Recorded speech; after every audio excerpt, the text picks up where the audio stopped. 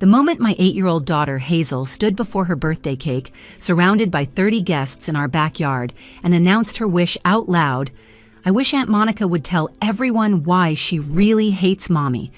I knew our carefully constructed family facade was about to crumble. What happened next turned a little girl's princess party into the most devastating afternoon of my life. My name is Bethany, and I'm about to tell you how my daughter's birthday wish exposed a family secret that had been poisoning us for months.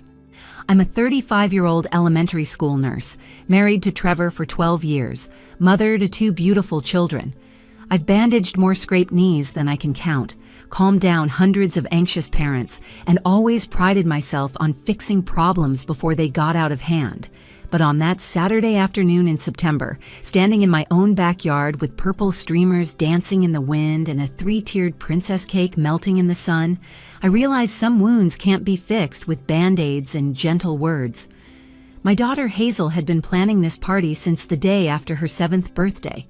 She wanted everything purple and pink, unicorns everywhere, and most importantly, she wanted the whole family there. "Everyone has to come, Mommy," she'd told me weeks earlier while we addressed invitations at our kitchen table. "Even Aunt Monica, even if she's been weird lately. Kids notice everything, even when we think we're protecting them. Monica is my sister-in-law, Trevor's older sister, and for the past 3 months, she'd been waging a cold war against me that had split our family down the middle. She's 38, a successful real estate agent who always showed up to family events in perfectly pressed blazers and designer heels, making me feel underdressed even at casual barbecues. But beneath that polished exterior, Monica had been struggling with something none of us wanted to name. Trevor, my husband, is the kind of man who believes every problem can be solved with patience and good intentions. At 36, he manages a small accounting firm and approaches family drama the same way he handles tax season, methodically, carefully, and with the hope that if we just follow the right steps, everything will work out. He'd been trying to navigate between his sister and me for months, and I could see the exhaustion in his eyes every time Monica's name came up. Then there's Dorothy, my mother-in-law, 62 years old, and the undisputed matriarch of the Morrison family. Dorothy had raised Trevor and Monica alone after their father left when they were young, and she carried that protective fierceness into every family gathering. She commanded respect just by walking into a room, and her approval meant everything to both her children, which is why Monica's recent campaign to turn Dorothy against me had been so effective. My son Colton, 10 years old and wise beyond his years, had been watching. The family tension with the careful attention of a child who knows something's wrong but hasn't been told what. He'd started positioning himself between Monica and me at family dinners, like a tiny bodyguard in a Pokemon t-shirt. "Mom, why doesn't Aunt Monica laugh at your jokes anymore?" he'd asked me the week before the party. I'd told him adults sometimes go through complicated times, but even I didn't believe my own explanation. As I stood there that morning, arranging 30 paper plates with unicorn designs and checking the bounce house for the 5th time, I had no idea that within 4 hours my 8-year-old daughter would accomplish what months of careful diplomacy couldn't. She would force us all to stop pretending, stop lying, and stop protecting secrets that were slowly killing our family. The party was supposed to start at noon. By 11:45, my kitchen looked like a cotton candy factory had exploded in it. My mother, Patricia, had arrived early with her famous potato salad and immediately took control of the food situation. "Bethany, sweetheart, you're going to give yourself a heart attack before the first guest arrives," she said, gently moving me away from the oven where I was obsessively checking the pizza rolls. "Let me handle this. You go make sure that bounce house is properly secured. Last thing we need is it flying away with someone's child inside." My mother had been my rock through the Monica situation. She knew the whole story, had held me while I cried after particularly nasty family gatherings where Monica had made subtle digs about my housekeeping, my cooking, my parenting choices. "She's hurting," my mother had said. Hurt people, but that doesn't mean you have to stand there and take it." The doorbell rang at exactly noon, and suddenly our quiet Saturday transformed into controlled chaos. Hazel's best friend Jenna arrived first, carrying a gift bag bigger than she was, followed immediately by 6 more classmates. Parents filed in carrying presents, offering to help, complimenting the decorations. I shifted into hostess mode, the smile coming naturally even as my stomach churned with anxiety about Monica's impending arrival. Trevor handled the bounce house supervision while Colton organized the younger kids into teams for the party games we'd planned. Hazel was in her element, twirling in her purple princess dress, her tiara catching the sunlight as she hugged each arriving guest. For a moment, I let myself believe everything would be fine. Monica would behave for Hazel's sake. Dorothy would keep her in check. We'd get through 3 hours without incident. I should have known better. In families like ours, where secrets grow in silence and resentment builds behind polite smiles, birthday wishes have a way of bringing everything into the light. The morning of Hazel's 8th birthday started perfectly. Pink streamers twisted across our backyard, unicorn balloons bobbed in the breeze, and the 3-tiered princess cake I'd spent 2 days decorating sat like a masterpiece on the dessert table. Each layer was a different shade of purple, with edible glitter that caught the morning light, and tiny fondant unicorns I'd molded by hand after watching 17 YouTube tutorials. As I adjusted the Happy 8th Birthday Hazel banner for the 5th time, making sure it hung perfectly straight between the 2 oak trees, Trevor wrapped his arms around me from behind. "You've outdone yourself, Beth," he said, kissing my cheek. "She's going to remember this forever." I leaned into him, feeling the warmth of his chest against my back, watching through the kitchen window as Hazel practiced her princess twirls in her new purple dress. The dress had cost more than I wanted to spend, but the joy on her face when she'd tried it on at the store made every penny worth it. I just want it to be perfect. She's been talking about this party for months. What I didn't tell Trevor was that I'd specifically planned every detail to avoid any family drama. The seating arrangement I'd sketched out at midnight 2 nights ago placed Monica at the opposite end of the yard from where I'd be stationed at the food table. I'd prepared Dorothy's favorite spinach artichoke dip, the one she always asked for, hoping that good food might soften any harsh words. I'd even rehearsed neutral conversation topics in my head, safe subjects that couldn't possibly lead to conflict. The weather, Hazel's good grades, the new shopping center being built downtown. "Is Monica coming?" I asked, trying to sound casual while straightening a tablecloth that didn't need straightening. Trevor tensed slightly, his arms loosening around me. "She said she would. Mom would kill her if she missed Hazel's birthday." "And she's doing okay?" I pressed, immediately regretting the question when I felt Trevor pull away completely. "Beth, please, not today. Whatever's going on between you two, can we just put it aside for one afternoon?" I turned to face him, seeing the exhaustion written across his features. He'd been sleeping poorly for weeks, tossing and turning as he tried to figure out how to fix something that neither his sister nor his wife would fully explain to him. "I'm trying, Trevor. I really am." "I know," he said, softening. "I just want Hazel to have a good day." The doorbell rang before I could respond, and suddenly our quiet house exploded with excitement. Hazel raced down the stairs, her tiara bouncing precariously on her head, shouting, "They're here! My friends are here!" The next hour was a blur of arriving guests. Hazel's classmates showed up in waves, little girls in party dresses and boys in their best shorts and polo shirts, their parents carrying wrapped presents and offering to help. My mother, Patricia, appeared with not just her famous potato salad, but also 3 grocery bags full of extra supplies. "I know you, Bethany Marie," she said, using my full name the way she did when she meant business. "You'll have calculated exactly enough food for exactly the number of guests. But kids eat when they're nervous, and parents eat when they're bored, so I brought backup." She was right, of course. I'd portioned everything precisely, forgetting that birthday parties had a way of expanding beyond careful plans. My mother immediately took charge of the kitchen, arranging platters and filling punch bowls while humming the same tune she'd hummed at every family gathering since I was young. By noon, our backyard had transformed into exactly what Hazel had dreamed of. 23 children ran between the bounce house and the craft station, where Trevor's cousin Wendy was helping them make unicorn horns out of glitter cones and elastic strings.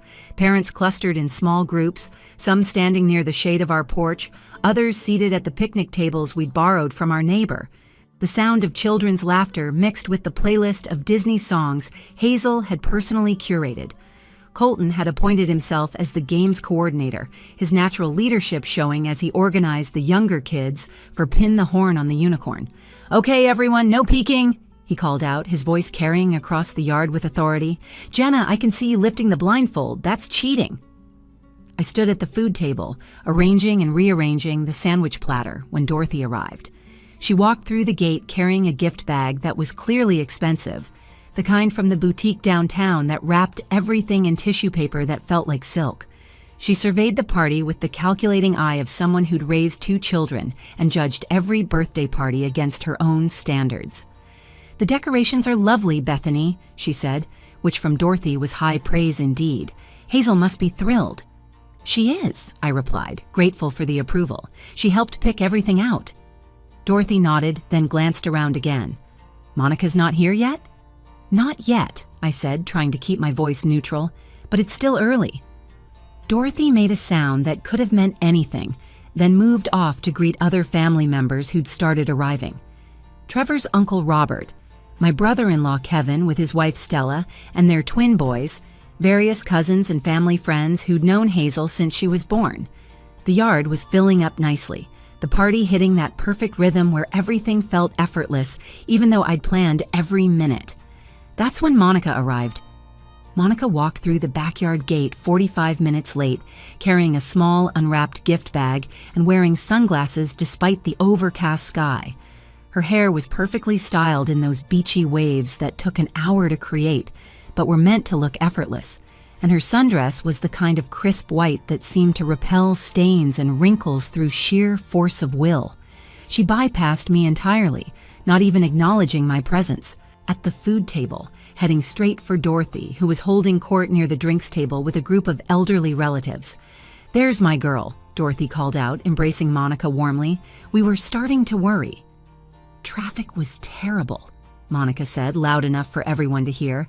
"You'd think people would have better things to do on a Saturday than clog up the roads." I watched them from across the yard, my stomach tightening as Monica whispered something in Dorothy's ear. Dorothy's expression shifted, her smile faltering for just a moment before she caught herself. Her eyes found me through the crowd, and in that look, I saw confusion and something else that made my chest hurt. Whatever Monica had said, it wasn't good. Trevor appeared at my side, carrying a tray of juice boxes from the kitchen. He followed my gaze and sighed. "Maybe I should go talk to them." "No," I said, forcing a smile as one of Hazel's friend's mothers approached. "Let's just get through the party." Mrs. Freeman, Hazel's second-grade teacher, reached for a sandwich while making small talk about the end of the school year. I nodded and responded appropriately, but my attention kept drifting to Monica, who was now making her rounds through the party like a politician working a crowd. She stopped at each group of parents, laughing a little too loudly, gesturing a little too dramatically, and always positioning herself so I could see her, but she never had to look at me. When my friend Valerie complimented the decorations, saying she wished she had my creative eye, Monica's voice cut through from just a few feet away. "Well, Bethany's always been good at making things look perfect on the surface." She said it with a smile, talking to Trevor's cousin Wendy, but the words were meant for me. Wendy looked uncomfortable, glancing between Monica and me. "The kids seem to be having fun," she offered weakly, trying to redirect the conversation. "Oh yes," Monica continued, adjusting her sunglasses. "Children are so innocent. They don't see what adults try to hide." I focused on refilling the chip bowls, my hands shaking slightly as I poured pretzels into a plastic container shaped like a unicorn. Valerie touched my arm gently. "Are you okay?" "Fine," I managed. "Just want everything to be perfect for Hazel." But Monica wasn't done. She moved through the party like a storm cloud, making pointed comments just loud enough for others to hear. When Dorothy mentioned the family reunion planned for next month at the lake house, Monica laughed, but there was no humor in it. "Oh, I won't be there," she announced to the cluster of relatives around Dorothy. "In fact, I won't be at any family events anymore. Some of us aren't welcome when certain people are hosting." Uncle Robert looked confused. "What are you talking about, Monica? It's at the lake house. We're all welcome there." "Are we?" Monica asked, finally looking in my direction. "Or are some of us being discussed behind closed doors, being accused of things, having our reputations destroyed by people we thought we could trust?" The party atmosphere shifted palpably. Parents began to notice the tension, conversations quieting when Monica passed. Children continued playing, oblivious, but the adults exchanged worried glances. I saw Hazel's friend, Emma's mother, whisper something to her husband, both of them looking uncomfortable. Valerie pulled me aside near the cake table. "Bethany, is everything okay? Monica seems upset." "Family stuff," I said weakly, my standard response becoming less believable each time I used it. "You know how it is." But I didn't know how much longer I could hold it together. Monica was circling me like a shark, each comment getting closer to blood. When she told Mrs. Freeman that some people in this family have no problem lying to everyone's faces, the elderly teacher looked so uncomfortable she excused herself to the bathroom. I was arranging the birthday plates around the cake, trying to stay busy, when I heard Monica talking to Kevin and Stella near the bounce house. "It's just sad when people pretend to care about family but really just want to control everyone, making up stories, spreading rumors, turning mothers against their own daughters." That was it, the final straw. I set down the plates harder than necessary, causing several people to look my way. Monica wanted to do this here? At my daughter's birthday party? In front of all these people? I found Trevor inside, refilling ice in the kitchen. He was moving slowly like he was trying to delay going back outside. "You need to talk to your sister," I said, my voice low but urgent. "She's ruining Hazel's party." "What do you want me to do, Beth? Throw her out?" He slammed the ice tray against the counter, frustration finally showing. "That'll make an even bigger scene." "Then what? We just let her destroy our daughter's birthday?" Trevor turned to face me, and I saw how torn he was. His sister, his wife, his daughter's happiness, all pulling him in different directions. "Maybe if you just talked to her, apologized." Apologized? I couldn't believe what I was hearing. For what? For being concerned about her? For trying to help? "I don't know what happened between you two," Trevor said, his voice tired. "Neither of you will tell me the whole truth, but this has to stop." Before I could respond, we heard Dorothy's voice carrying from the yard, sharp with warning. "Monica, perhaps this isn't the time or place." We rushed outside to find Monica standing in the center of the party, all eyes on her. She'd removed her sunglasses finally, and I could see her eyes were bright with unshed tears, or anger, or both. "When is the time, Mom?" Monica demanded. "When Bethany's not around? Because apparently that's never going to happen again. She's made sure of that." The entire party had stopped. The bounce house stood empty, children gathering near their parents. Hazel stood by the cake table in her purple dress, looking small and confused. The fairy tale birthday was crumbling, and Monica stood in the center of the destruction like she'd been waiting for this moment all along. I stepped forward from the kitchen doorway, my heart pounding so hard I could hear it in my ears, but my voice came out steady and calm. "Monica, could we talk inside, please? Privately?" "Oh, now you want to talk?" Monica's voice cracked with emotion. "After 3 months of poisoning everyone against me? After making sure I couldn't show my face at family dinners without feeling like a pariah?" The guests were frozen in place, parents clutching their drinks, children sensing the tension, even if they didn't understand it. I saw Emma's mother cover her daughter's ears. Someone turned off the Disney music playlist, making the silence even more deafening. Hazel stood near the cake table, her purple dress suddenly making her look smaller, more vulnerable, her tiara slightly crooked from all her playing. "Monica," Trevor said firmly, stepping between us. "Not here, not at Hazel's party." But Monica was beyond reasoning. Her carefully styled hair was starting to frizz in the humidity, and her perfect makeup couldn't hide the rage in her eyes. "You know what your wife did, Trevor. She told Mom I was drinking again, told her I showed up drunk to Colton's school play. Complete lies, all of it." My face burned with heat, and I felt every single pair of eyes turn to me. "Monica, you were stumbling. You smelled like wine. You couldn't walk straight. What was I supposed to think?" "I had vertigo," Monica shouted, her voice breaking completely now. "I'd been to the emergency room that morning for severe vertigo. I have the discharge papers in my purse right now. But you didn't ask, did you? You didn't pull me aside and say, 'Hey, Monica, are you feeling okay?' You just assumed the worst and ran to Mom with your concerns. Dorothy stepped between us, her hands raised like a referee. "Girls, please, the children are watching. This is neither the time nor the place." I looked around at the destroyed party atmosphere. Mrs. Freeman was ushering some of the children toward the bounce house, trying to distract them. Several parents were already gathering their things, making excuses about needing to leave early. My mother stood by the food table, her face a mask of concern. Colton had moved protectively closer to his sister, his 10-year-old frame tense with anxiety. That's when I made my decision. I couldn't let Monica's pain, justified or not, ruin the day my daughter had been dreaming about for months. I walked over to Hazel, my heels sinking slightly into the grass, and knelt down beside her. Her big brown eyes were filling with tears. She was trying hard not to shed.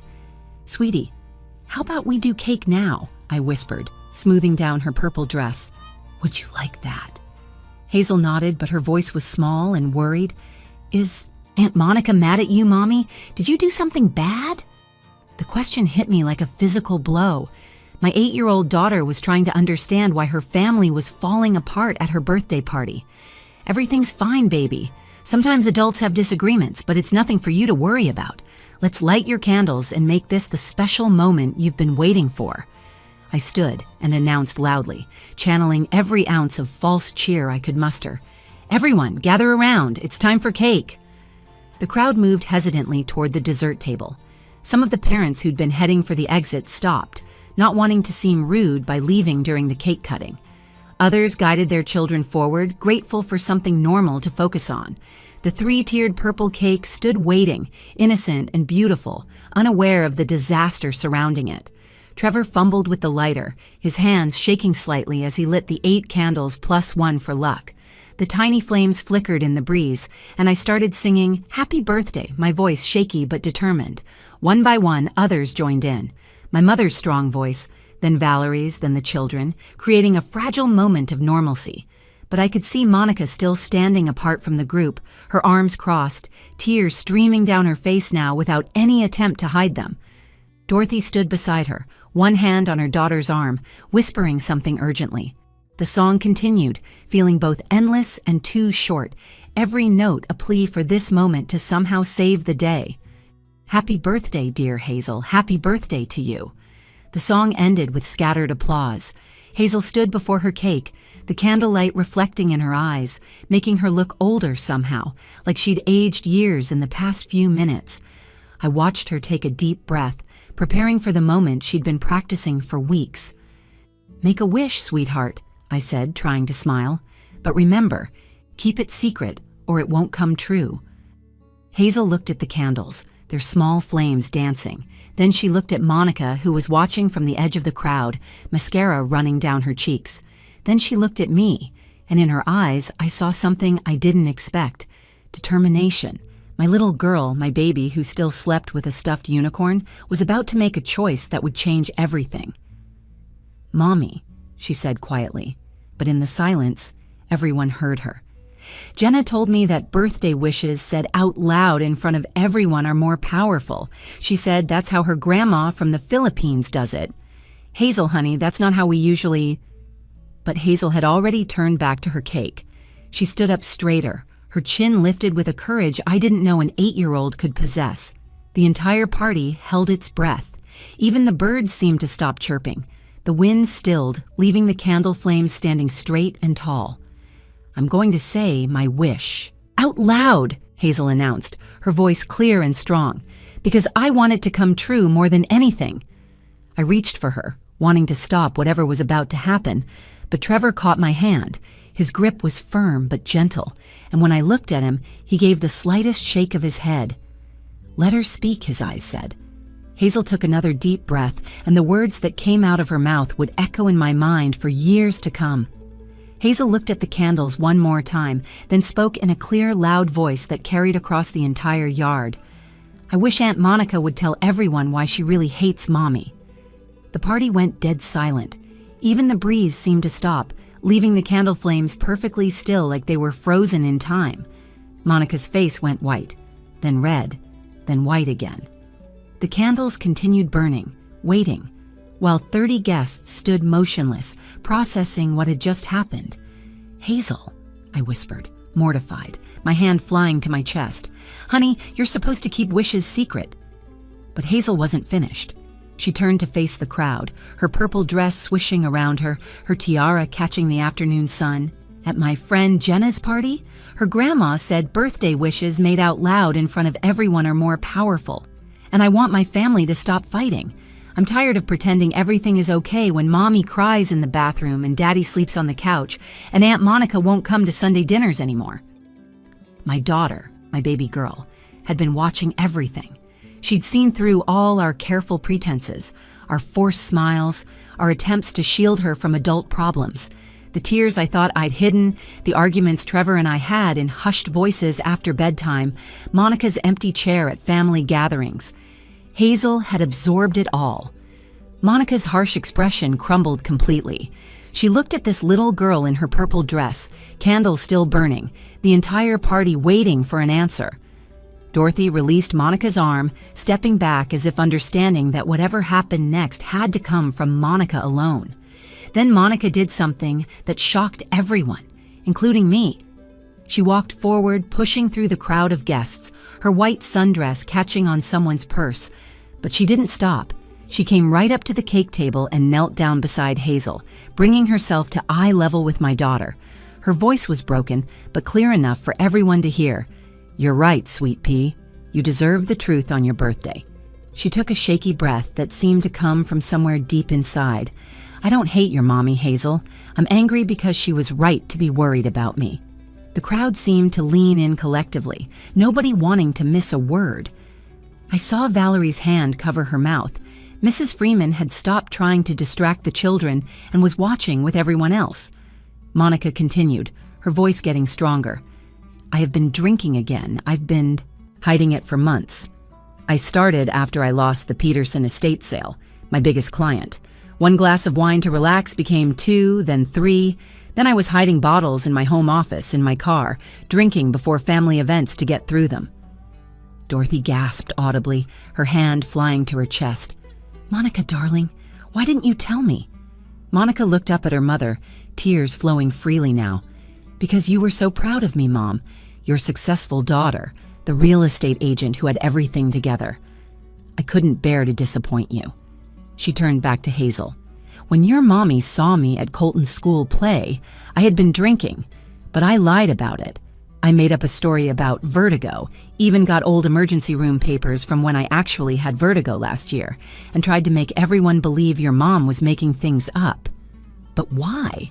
Hazel asked, her innocent question cutting straight to the heart of everything. Monica touched Hazel's cheek gently. "Because when someone shows you who you really are, sometimes it's easier to hate them than to face the truth. Your mommy told Grandma Dorothy because she loved me enough to try to get me help, even knowing I'd be angry. And instead of admitting I needed help, I spent 3 months trying to punish her for caring about me." Monica stood and faced me directly, for the first time in months. The crowd parted slightly, creating a path between us. "Bethany, I'm sorry. In front of everyone here, I'm sorry. You tried to save me from myself, and I turned the family against you. I told people you were controlling, that you were trying to push me out of the family, that you were jealous of my relationship with Dorothy. All lies to cover up my own shame." I felt my legs shaking, tears streaming down my own face now. "Monica, I never wanted to hurt you. I just saw you struggling and I didn't know what else to do." "I know," Monica said, her voice breaking again. "Deep down, I've always known. That's what made it worse. You did exactly what I would have done if our positions were reversed." Hazel looked between us, then at the candles that were now dripping purple wax onto the white frosting. "The candles are melting," she announced with the urgency only a child could muster at such a moment. "We need to blow them out now, both of you, together." Monica and I looked at each other, really looked at each other for the first time in months. Behind her tears and smudged makeup, I saw my sister-in-law, the woman who had taught Hazel to French braid her hair, who had been at the hospital when Colton was born, who had once been one of my closest friends. "Together?" I asked, extending my hand to her. Monica took it, squeezing tight. "Together." We leaned in on either side of Hazel, who was bouncing with excitement despite the emotional hurricane that had just passed through her party. "Okay, on 3. Hazel commanded. 1, 2, 3. We all blew together, extinguishing every flame in one breath. The yard erupted in applause, not the polite clapping of party guests, but genuine emotional appreciation for what they'd just witnessed. Some people were crying, others were smiling through their tears. Even the children, who didn't fully understand what had happened, seemed to sense that something important had just occurred. Hazel threw her arms around both Monica and me, pulling us into a three-way hug that nearly knocked the cake off the table. "Best birthday wish ever," she declared, her voice muffled by our embrace. "Now can we eat cake? I'm starving." The tension broke with laughter.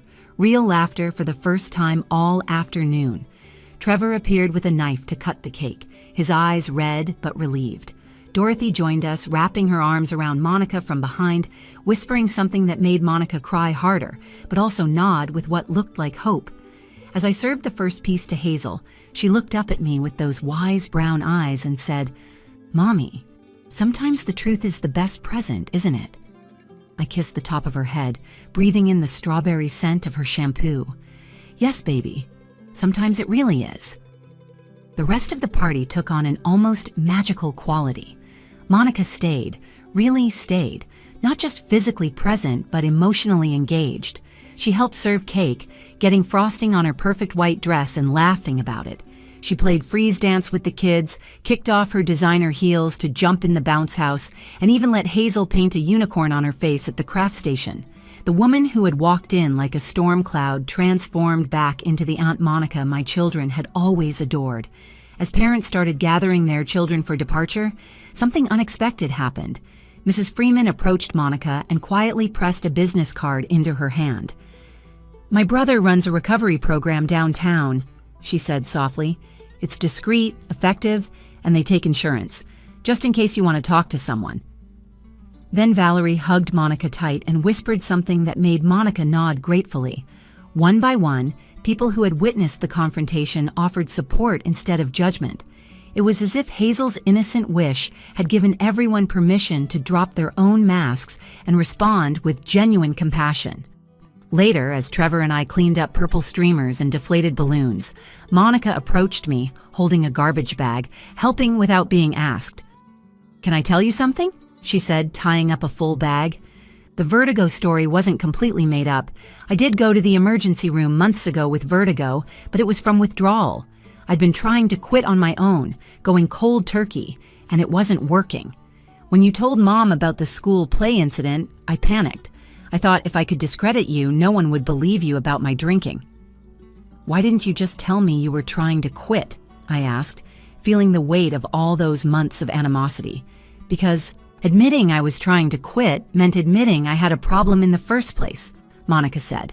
And I wasn't ready for that. It's easier to paint someone else as the villain than to admit you're fighting demons no one else can see. 2 weeks later, Monica checked herself into a treatment program.